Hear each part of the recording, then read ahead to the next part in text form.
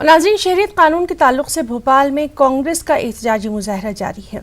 इस एहतजाजी रैली में रियासत भर से बड़ी तादाद में कारकुनान और लीडर मौजूद हैं। कांग्रेस ने इस एहतजाजी मुजाहरे को सद्भावना मोर्चा का नाम दिया है। एहतजाज में खुद वज़ीर आला कमलनाथ शामिल हैं। इससे पहले कमलनाथ ने रैली से भी खिताब किया और कहा कि रियासत में आईन मुखालिफ कानून को नाफिज नहीं होने देंगे। और नाज़रीन, हमारे साथ लगातार मौजूद हैं हमारे साथी मेहताब आलम। मेहताब, जिस तरह से हम देख रहे हैं कि वहां पर लगातार जो मुजाहरा है वो जारी है, अभी तक क्या कुछ वहां पर देखने में आ रहा है? हम इस वक्त मिंटो हॉल के बाहर खड़े हैं। मिंटो हॉल के अंदर सीएम की जो है अपने कमलनाथ अपनी काबीना के वज़रा के साथ मौजूद हैं। वहाँ पर उनकी जो है एहतजाज जारी है। हमारे उसके बाहर आप देख सकते हैं कि मैं एक मनीष से कहूँगा कि वो दिखाएं कि यहाँ पे कितनी बड़ी तादाद में लोग जो है मिंटो हॉल के बाहर है। तमाम लोग इस बात के लिए आए हैं कि ये कानून जो है उसको किसी तरह से ये लोग पसंद नहीं कर रहे हैं और इनका ये मानना है कि ये कानून हिंदुस्तान के शहरियों के लिए के खिलाफ भी है, हिंदुस्तान के आइन के भी खिलाफ है। और वो जब आइन के खिलाफ और शहरियों के खिलाफ है तो इस स्याह बिल को किसी तरह से वापस लिया जाना चाहिए। और दूसरी बात इनकी नाराजगी है कि पार्लियामेंट में जो है वज़ीर दाखिला अमित शाह कुछ और कहते हैं और पार्लियामेंट के बाहर प्रधानमंत्री जो है कुछ और बयान देते हैं, जेपी नड्डा कुछ और बयान देते हैं, शिवराज सिंह कुछ बयान और देते हैं। और फिर जिस तरह से कल एनपीआर को जो है कैबिनेट ने मंजूरी दी है उसको लेकर भी इनकी नाराजगी है। उनका मानना है कि एनआरसी की एक चोर दरवाजा है जो एनपीआर के जरिए जो है खोलने की गवर्नमेंट कोशिश कर रही है। इस पर हमारे साथ है ना कुछ लोग मौजूद हैं। कैप्टन अली साहब भी हमारे साथ मौजूद हैं। उनसे जानते हैं कि कैप्टन साहब, आप जो है आज एहतजाज में आए हैं, क्या बात? देश के प्रधानमंत्री को इसलिए नहीं सुना था कि वो एनआरसी जैसी चीज कानून और सीएबी लागू करें, इसलिए चुना गया था कि ये और बेहतर मुस्तकबिल करेंगे हिंदुस्तान का, आवाम का, खुशहाली लाएंगे, महंगाई को कम करेंगे, अच्छी एजुकेशन हासिल होगी बच्चों को, अच्छी जिंदगी हासिल होगी। ना कि उन्होंने उस चीज में उलझा दिया कि जो जनता हिंदुस्तान की जनता को वो चीज मंजूर नहीं है। ये चीज तो प्रधानमंत्री को और उनके जो गृह मंत्री जी हैं अमित शाह, उनको देखना चाहिए कि जो चीज तुम तो बना रहा हूँ वो तो हिंदुस्तान की जनता ने उसको नकार दिया एक तरीके से। तो आपको ये चाहिए कि आप पार्लियामेंट के अंदर इसको वापस करें, आप मंच पे आगे नहीं करें, पब्लिक के बीच में आगे नहीं करें, ये डिबेट में या मीडिया के सामने आगे नहीं करें। जहां पर आपने कानून को लागू करा था पार्लियामेंट में, उसी पार्लियामेंट के अंदर खड़ो के आप ये कहें कि कानून जो आपने लागू करा था उसको हम वापस लेते हैं। प्रधानमंत्री ने तो अपनी सफाई दे दी कि इसको लोगों को डरने की जरूरत नहीं है। तो सफाई किस जगह दी है? पार्लियामेंट में कुछ सफाई दी है, झारखंड के इलेक्शन के अंदर कुछ सफाई दी है, दिल्ली के रामलीला मैदान में कुछ सफाई दी है। अब कौन सी सफाई आप मानेंगे?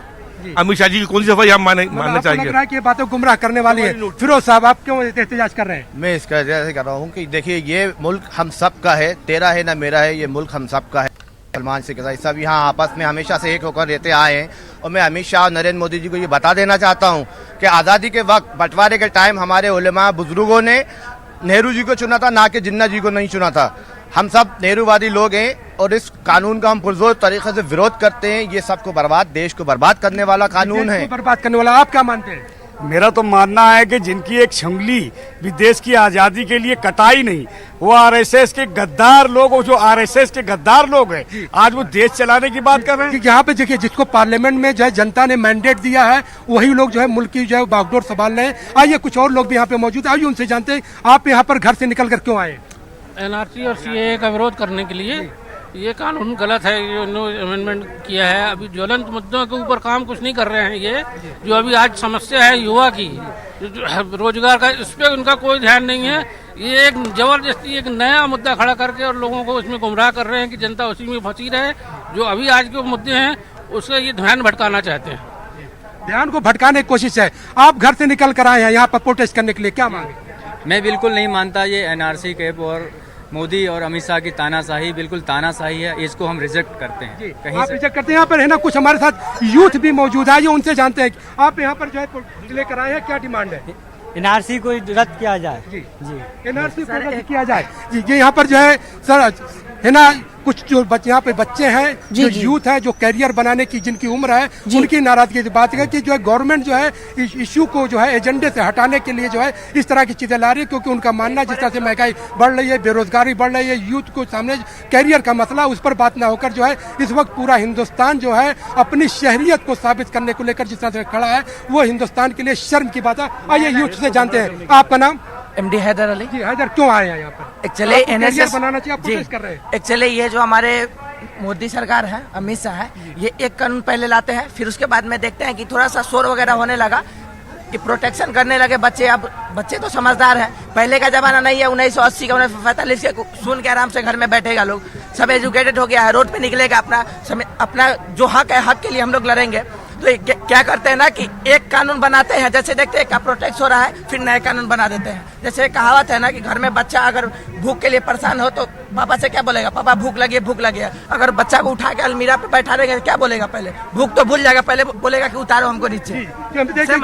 जब इशू को बार बार बदलने की जो है कोशिश की जा रही है, जहन को भटकाने की कोशिश की जा रही है। हाँ, ये हम आपको आप आगे और भी लिए चलते हैं कि यहाँ पे जो है देखिए है ना, कुछ लोग जो है जिस तरह से प्रोटेस्ट जारी है, धरने पे बैठे हुए हैं, आप उनको देख सकते हैं कि नौजवान जो है बैठे हुए हैं और ये कह रहे हैं कि आजादी की बात कर रहे हैं। आइए जो है उन बच्चों को सुनते हैं, आइए उन बच्चों को सुनते हैं, एक मिनट आइए उनसे। बच्चे जो है ये यूथ है, ये यूथ बच्चे हैं, उनसे जानना चाहते हैं कि यूथ जो है आप लोग यहाँ पर आए हैं, क्या चाहते हैं? हम चाहते हैं एनआरसी और सीएए जो काला कानून है उसको वापस लिया जाए। हमारे ऊपर काले कानून को थोपने की कोशिश की जा रही है, यह कानून बिल्कुल बेबुनियाद है। आज हमसे सिटीजनशिप का रिकॉर्ड मांगा जा रहा है कि आपको सिद्ध करना पड़ेगा कि आप भारत के नागरिक हो। जो शख्स प्रधानमंत्री इस चीजों को लेकर जो है वहाँ पर रामलीला मैदान दिल्ली में उन्होंने सफाई दी कि इसको घबराने की जरूरत नहीं, तो उसमें आपको कहाँ पे शक हो रहा है? आप सफाई दे देते हैं, मगर आप संसद के अंदर बिल आप लेकर आ रहे हो, कई करोड़ों रुपए का बजट आप पास कर रहे हो, आप डिटेंशन कैंप बनवाते हो आसाम में और आप बाहर आके सफाई दे देते हो कि हमने कुछ नहीं किया, हम दूध के धुले, गंगा नहा कर आए हैं बनारस से। आप गंगा की कमाई को खा गए, देश के अंदर युवाओं के रोजगार नहीं है, आप उसकी बात नहीं करते। रोजगार नहीं है जी, हम देखते हैं यहाँ पे है ना स्टूडेंट बात कर रहे हैं रोजगार की, एक बड़ा चैलेंज हिंदुस्तान के लिए है। आप कितने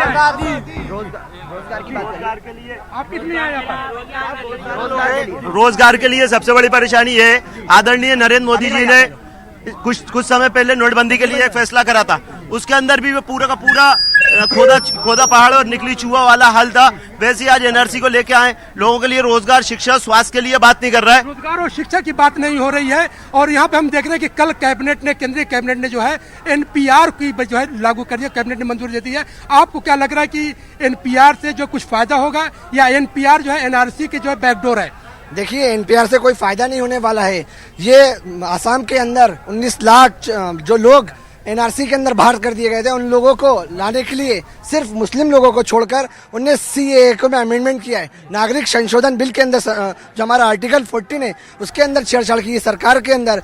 तो एनपीआर लाने से कोई सरकार को फायदा होने वाला। और प्रधानमंत्री जी दिल्ली के अंदर बड़ी बड़ी रैलियां करके बोलते हैं कि मुस्लिम भाइयों को घबराने की जरूरत नहीं है। हम प्रधानमंत्री जी से बोलते हैं, प्रधानमंत्री जी हम आपसे घबराते नहीं है, मगर आप जो संसद के अंदर जो आपने पटेल में बिल रखा है, उस बिल के अंदर वापस जो बाबा साहब भीमराव अम्बेडकर ने हमको दिया था, उस बिल के अंदर बिना छेड़छाड़ करे वो बिल वापस दोहरा दीजिए, हम आपसे नहीं डरेंगे।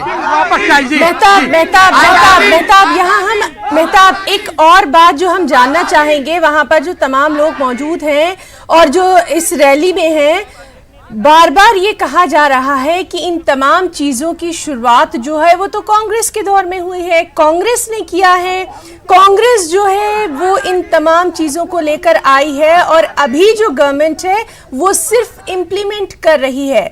और अगर मध्य प्रदेश की बात करें तो यहाँ पर खुद आपकी कई रिपोर्ट्स हमने देखी थी जिसमें धारा 144 लगा दी गई थी या फिर किसी तरह के एहतजाज की इजाजत नहीं दी जा रही थी।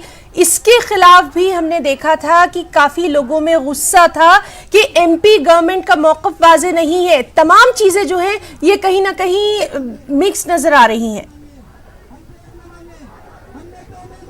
यकीनी तौर पे देखिए, जो अब जो कांग्रेस का जो आज स्टैंड दिखाई दे रहा है वो स्टैंड जो है 10 दिन पहले नहीं था। हमें देखते हैं कि इसी मध्य प्रदेश में जो है 144 लगाई गई, इसी मध्य प्रदेश के जबलपुर में जो है फसाद भी हुआ, कुछ लोगों की गिरफ्तारियां भी की गई। और 3 दिन पहले जो है भोपाल के हबीबगंज थाना में भी कुछ स्टूडेंट को जो प्रोटेस्ट कर रहे थे उनको गिरफ्तार किया। जब न्यूज़ 18 ने खबर दिखाई तो उस खबर के बाद उनको रिहा किया गया। चीजें अलग अलग बदल रही हैं, लेकिन अब एक वादा हो रहा है कि हुकूमत का जो मौक़िफ़ है उसके खिलाफ कांग्रेस अब जो है बिल्कुल सीधे तौर पर नजर आ रही है। इसकी वजह है कि मुख्यमंत्री कमलनाथ खुद जो है आज उन्होंने रैली की क़यादत की और उन्होंने वादे तौर पर अपने बयान में कह दिया कि ऐसा कानून जो मुल्क को जो है तकसीम करने वाला हो, जो मुल्क की कौमों के बीच जो है इंतशार पैदा करने वाला है, उसको वो किसी तरह से लागू नहीं होने देंगे। आइए कुछ लोग और भी हैं, उनको जानना चाहते हैं। आपका नाम? हाँ जी, पप्पू यादव। किस लिए प्रोटेस्ट कर रहे हैं, विरोध क्यों कर रहे हैं? विरोध ये मोदी सरकार ने जो एक काला कानून लाया है, इससे हमारे भारत की एक जो सामाजिक और एकता का जो था उससे एक विरोध बहुत ज़्यादा हो रहा है। ये जो मोदी सरकार एक लोगों को भटकाने का काम कर रही है जाति धर्म के नाम से, हम इसका विरोध करते हैं। पूरी कांग्रेस पार्टी माननीय कमलनाथ जी के और हमारे वरिष्ठ नेताओं के नेतृत्व में आज यहाँ रैली के रूप में विरोध प्रदर्शन करने आए हैं। आप किस लिए आए यहाँ पे? यहाँ पर जो कानून पास हुआ है वो पूरे लड़ना चाहते हैं हिंदू मुस्लिम के अंदर। जो कांग्रेस हुकूमत में एकता थी वो पूरे खत्म होते जा रहा है। लोग परेशान है, नौजवान परेशान हाल है। रोजगार के बारे में कुछ बोलते नहीं हैं, जो बाहर से लाना चाहते हैं उसके बारे में सोच रहे हैं। वो हम लोग चाहते हैं कि यहाँ पर अमन चैन सुकून रहे, रोजगारी मिले, इसलिए सब लोग इकट्ठे हुए हैं। यह कानून वापस ले, वो कानून वापस ले जाए। आप किस लिए आए? मैं इसका विरोध करने आया हुआ हूँ। और मोदी जी एक बात बोल रहे थे, अभी उन्होंने भाषण दिया था रामलीला मैदान के अंदर कि इस जो एनआरसी का शब्द है वो कहीं हमने चर्चा ही नहीं करी। आपके अमित शाह हर पश्चिम बंगाल की रैली में हर जगह आपसे जा के बोल रहा है कि पहले हम सीएबी लेके आएंगे, कि हमें क्या आप बेवकूफ समझते हैं कि हमें कुछ समझ में नहीं आता। तो सीधा सीधा प्रधानमंत्री मोदी जी इसको झूठ बोल रहा है। और जो इनने एनआरसी का मुद्दा चलाया है, ये रोजगार से भटकाने के लिए जो ये प्राइवेट नेशन करते जा रहा है, ये हर चीज को प्राइवेट सेक्टर को देते जा रहा है, ये अपने मित्रों को देते जा रहा है। इससे हमारा ध्यान भटकाने के लिए ये इस तरीके का काम कर रहा है कि जनता मेन मुद्दों को भूल जाए और अपने ये जो एनआरसी इसमें उलझ के रह जाए। लेकिन जनता का ध्यान भटकाने की कोशिश। आप ये झारखंड के अंदर जनता ने इनको दिखा दिया है कि इनके हिंदू मुसलमान वाली राजनीति अब नहीं चल सकती। झारखंड के अंदर जो इनका मुख्यमंत्री एक निर्दलीय से चुनाव हार गया है, यही पूरे देश में इनका हाल होने वाला है।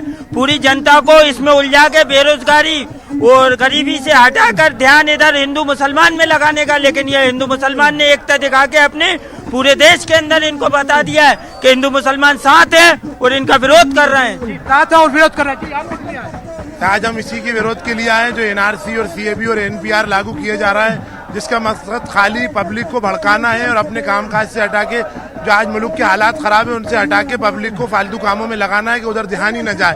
3-4 साल पब्लिक अपने डॉक्यूमेंट में लग जाए और मोदी जी की बर्बादियों की तरफ तवज्जो ही ना हो। इसी वक्त हम सबका यहाँ हाजिरी हुई है, पूरे हिंदू मुस्लिम पूरी जनता यहाँ हाजिर हुई है। हिंदू मुस्लिम सिख ईसाई तमाम लोग जो है इस बिल की जो है मुखालफत कर रहे हैं और उनका मानना है कि ये बिल किसी भी तरह से भारतीयों के लिए लाभदायक नहीं है। उसको ये स्याह कानून काला बिल मानते हैं। और अब हम दिखाएं कि यहाँ पर रहना जो है स्टूडेंट की एक टीम जो है किस तरह से विरोध कर रही है। आइए हम दिखाएं कि ये स्टूडेंट है जो मोदी सरकार शर्म करो, मोदी सरकार शर्म करो, मोदी सरकार शर्म करो, चुल्ली पर पानी में डूब मरो, नरेंद्र मोदी पर हल्ला बोल। आइए है ना, कुछ जो है हमने आपको स्टूडेंट को दिखा दिया, मर्दों को दिखा दिया। आइए हम दिखाएं कि यहाँ पर खवातीन जो है, यहाँ पे स्टूडेंट जो है वो भी प्रोटेस्ट कर रही हैं। आइए उनसे जानते हैं। आपका नाम? सिद्रा। सिद्रा, यहाँ पे क्यों आई है? Sir, because I don't support CNRC because it's has to be gone. Because ये तो हमें कम्प्लीटली इन्होंने अलग कर दिया, तो हम इसलिए आए कि we don't want it.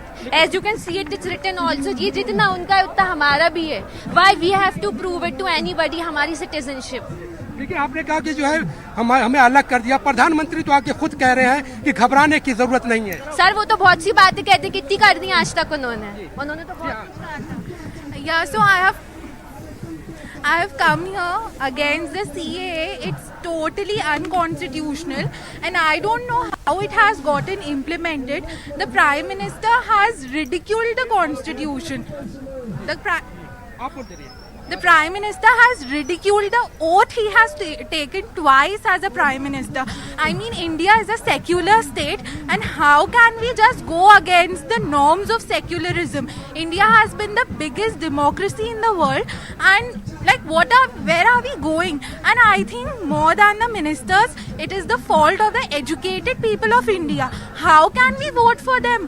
What are we looking? It is totally, it is a product of narrow-mindedness, classness, and I don't know. It's like it has to be withdrawn. The bill has to be withdrawn. Amit Shah और नरेंद्र मोदी जो भी कहते हैं मुसलमानों से घबराने की बात नहीं है। बिल्कुल महाभारत में जिस तरह लाक्षागृह बनाया गया था और महल तैयार किया गया था, लेकिन पांडवों को बारूद के ढेर पर भेजा गया था, इसी तरह मुसलमानों को एक बारूद के ढेर पर धीरे धीरे भेजा जा रहा है। और जो कुछ तसल्ली बख्श बात कहते हैं वो लाक्षागृह से बढ़कर और कुछ भी नहीं है, केवल लाक्षागृह बना रहे हैं। वो क्या मानते हैं? सब सही कह रहे हैं, वो बिल्कुल सही बता रहे हैं बात है, क्योंकि ये नहीं होने चाहिए जी। ये कानून लागू नहीं होना चाहिए। आप यहाँ पर आए हैं, क्या मानते हैं कि ये कानून देश के हित में नहीं है? बिल्कुल भी नहीं। मैं बिल्कुल अगेंस्ट हूँ। अगर देश में इतने लाखों लोग हर सिटी में आए हैं तो डेफिनेटली ये गलती है। अगर ये सही होता तो हम पागल नहीं हैं, यहाँ सब एजुकेटेड हैं, सबको पता है क्या सही है क्या गलत है। सो यहाँ सिर्फ मुस्लिम्स ही नहीं हैं, यहाँ सारे रिलीजन के लोग आपको दिखेंगे और ये डेफिनेटली गलत है, इसीलिए हम सब यहाँ उतरे हुए हैं। यहाँ पर भारतीय जनता पार्टी के लीडर प्रधानमंत्री अमित शाह जी और जेपी नड्डा जी और साबिक चीफ मिनिस्टर शिवराज जी की बात करें तो वो कहते हैं कि कांग्रेस इस पर सियासत कर रही है, यूथ को जो है गुमराह कर रही है। ये कांग्रेस की बात ही नहीं है। मैं यहाँ खड़ी हूँ, ना तो मैं कांग्रेस की साइड हूँ ना मैं बीजेपी की, मैं अपने देश की साइड हूँ। मैं यहाँ लोगों के साइड हूँ।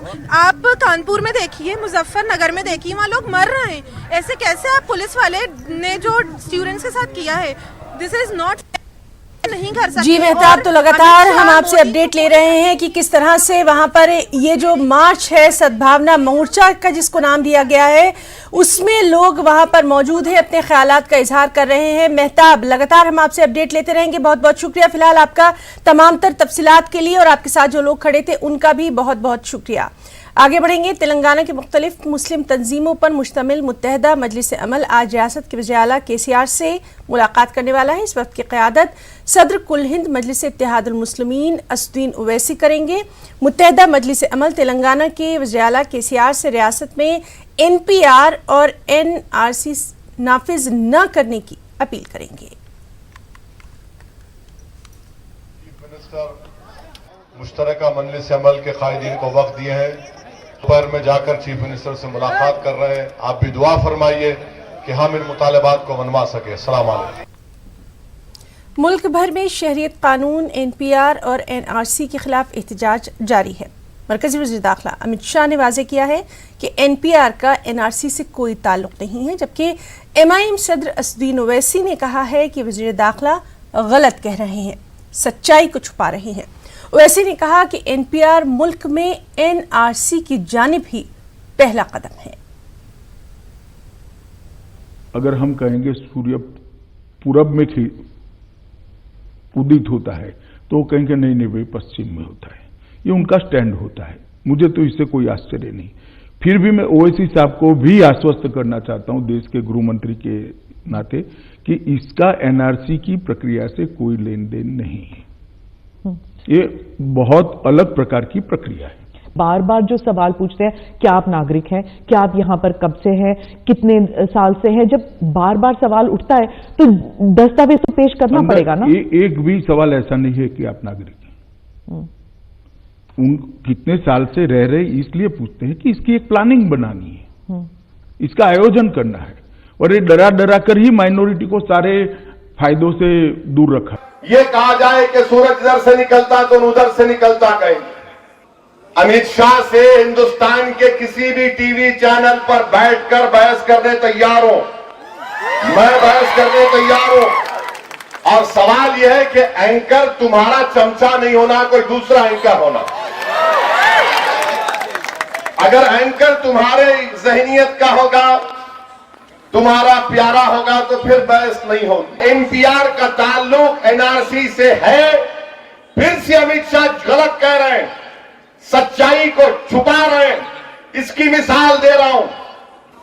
मिनिस्ट्री ऑफ होम अफेयर्स का वेबसाइट पर सेंसस कमिश्नर ऑफ इंडिया का आप जाकर देखो, जिसपे लिखा गया है office of registrar general and census commissioner of India civil registration system division. अब उसमें क्या लिखा गया अंग्रेजी में पढ़ देता हूं। कौमी पॉपुलेशन रजिस्टर को कायम करने के सिलसिले में आगे बढ़ रहा है।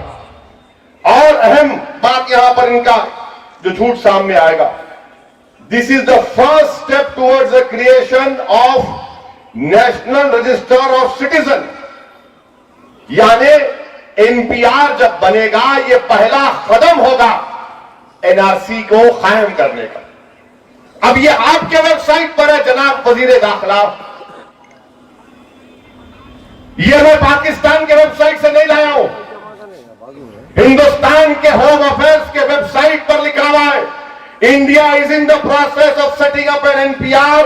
This is the first step towards the creation of National Register of Citizens. और आप मीडिया को बोल रहे कोई ताल्लुक नहीं है, ओवैसी ऐसी बकते रहता है। यानी NPR पहला कदम है NRC बनाने का। ये आपके मिनिस्टर 26 नवंबर 2014 को कहते हैं और फिर यही जवाब का मिनिस्ट्री ऑफ होम अफेयर्स के वेबसाइट पर छपा। रुकना चाहेंगे एक ब्रेक के लिए। बेंगलुरु में पुलिस फायरिंग के जरिए मारे गए 2 अफराद के मामले में कर्नाटक के वज़ीर-ए-आला येदियुरप्पा ने ऐलान करदा मुआवजे की रकम वापस लेने का ऐलान किया। दोनों पर तशद्दुद में मुलविस होने का शुबा है। जब तक वो बेकसूर साबित नहीं हो जाते, उनके खानदानों को कोई रकम नहीं दी जाएगी। दोनों महलूक के अहल खाना को 10-10 लाख रुपए देने का ऐलान किया गया था।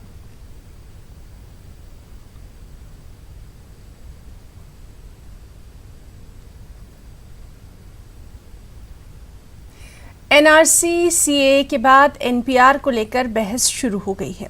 हालांकि कल खुद वज़ीर दाखिला अमित शाह ने इस बात को साफ कर दिया है कि NRC पर अभी कोई बात हुई ही नहीं है। बीजेपी के तर्जुमान सैयद शाहनवाज हुसैन ने न्यूज़ 18 से बातचीत में कहा कि ओवैसी और कांग्रेस इस बात को लेकर अवाम को गुमराह कर रहे हैं। उन्होंने कहा कि NPR का NRC से कोई ताल्लुक नहीं है। बातचीत करने के लिए हैं बीजेपी के राष्ट्रीय प्रवक्ता सैयद शाहनवाज हुसैन साहब। सर, NRC के बाद में अब NPR को लेकर लगातार विवाद जारी है। विपक्ष कह रहा है कि सरकार ये NRC की पहली सीढ़ी NPR कर रहा है। देखिए, NRC का NPR से कोई संबंध नहीं है। देश के गृह मंत्री अमित शाह जी ने कल पूरे देश के सामने इस पर सारी स्थिति स्पष्ट की है। NPR तो कांग्रेस के जमाने में ही आ गया। हम तो सिर्फ प्रक्रिया को पूरा कर रहे हैं, नेशनल पॉपुलेशन रजिस्टर बना रहे हैं, एक मैपिंग कर रहे हैं। हर देश के पास अपना पॉपुलेशन रजिस्टर होता है, इसको आधार बनाकर कोई किसी के खिलाफ कार्रवाई नहीं होनी। इसमें ऐप के जरिए भी, अन्य तरीके से भी सिर्फ उसका रजिस्ट्रेशन होगा। ये डाटाबेस तैयार किया जाएगा, उस डाटाबेस का इस्तेमाल देश की योजनाओं में होता है। लेकिन इससे NRC को जोड़ना ये गलत है। कुल हिंद मजलिस इत्तेहादुल मुस्लिमीन के सदर असदुद्दीन ओवैसी ऑल इंडिया कांग्रेस के नेता इस पर कंफ्यूजन पैदा कर रहे हैं, जो दुर्भाग्यपूर्ण है। वो लोगों को डरा रहे हैं। हर सरकार की योजना से अपने ही देश के लोगों के लिए सरकार योजना बनाती है, तो उसका डर कैसा है। और जहां तक NRC का सवाल है, देश के प्रधानमंत्री ने, गृह मंत्री ने साफ स्पष्ट कर दिया, इस पर न कैबिनेट में चर्चा हुई है, न कोई ड्राफ्ट बना है। NRC जब लाना होगा तो सरकार बताएगी। अभी कोई ऐसा लाने का अभी तुरंत कोई ऐसा इरादा नहीं है, ये सरकार ने बता दिया है। लेकिन सर, आप कह रहे हैं कि ओवैसी साहब भड़का रहे हैं, गुमराह कर रहे हैं। ओवैसी जी भी यही कह रहे हैं कि सरकार गुमराह कर रही है। जो नेशनल पॉपुलेशन रजिस्टर जो है वो पहली सीढ़ी है, उसके बाद NRC इसी के जरिए किया जाएगा। नहीं, देखिए, ये एकदम गलत है, दुर्भाग्यपूर्ण है। NPR का NRC से कोई संबंध नहीं है, कोई लेना देना नहीं है। पहले भी इस तरह की मैपिंग पहले भी हुई है। नेशनल पॉपुलेशन रजिस्टर जो है 10 साल बाद करना होता है और उसको किया जा रहा है। इस पर बहकाने का काम विपक्ष न करे। सर, विपक्ष तो बहका रहा है, लेकिन आपके जो अलाइज जो हैं, श्रोमणी अकाली दल, उनके नेता है नरेश गुजराल, वो कह रहे हैं कि सरकार जो अलाइज है NDA के, उनके साथ बातचीत नहीं करती। NRC पे हमने तो कह रहे हैं कि मुसलमानों को भी शामिल करना चाहिए। नहीं, NRC एक अलग विषय है। सिटीजनशिप अमेंडमेंट एक्ट पर उनकी एक राय थी कि इसमें मुसलमान भी शामिल हो। तो कोई नागरिकता के जो पैमाने बने हुए हैं उसमें कहाँ किसी को कोई रोका जा रहा है। 2 दिन कबल ही तो एक पाकिस्तानी महिला को नागरिकता भारत की दी गई है। वो एक प्रक्रिया अलग है, सिटीजनशिप अमेंडमेंट एक्ट अलग है। वो पाकिस्तान, बांग्लादेश और अफगानिस्तान से जो रिलीजियस माइनॉरिटीज के लोग हैं जो धर्म के नाम पर सताए गए, वो अपना धर्म बचाने के लिए अगर भारत में आए तो हमने उनको नागरिकता दी है। पाकिस्तान, अफगानिस्तान और बांग्लादेश में इस्लाम के मानने वालों को कोई खतरा नहीं है, इसलिए नहीं दी। तो इसमें कोई विवाद नहीं है, इसको अलग से। और अगर कोई मुस्लिम किसी भी देश का भारत में नागरिकता मांगता है तो हमने कभी मना नहीं किया। हमारी 5 साल की जो पिछली सरकार रही उसमें 500 से ज्यादा लोगों को दिया। 2 दिन कबल भी एक पाकिस्तानी महिला को दिया, अदनान सामी को दिया। तो वो प्रक्रिया अलग चल रही है। धन्यवाद हमसे बात करने के लिए। कैमरा पर्सन योगेंद्र के साथ पवन गौर, नेटवर्क 3, दिल्ली। खबरों में फिलहाल इतना ही। आदाब।